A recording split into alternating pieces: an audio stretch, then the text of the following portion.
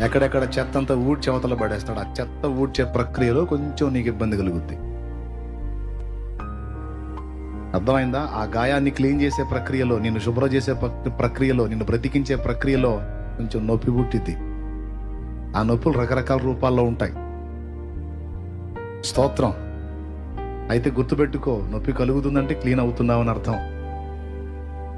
కాల్చబడగని స్వర్ణం మేలిం ఎట్టయిద్దా? ఏం తమ్ముడు? మేలింగ్ కావాలంటే దానికి ఏం కావాలా? కాలిస్తేనేగా మేలిం చేస్తాడు.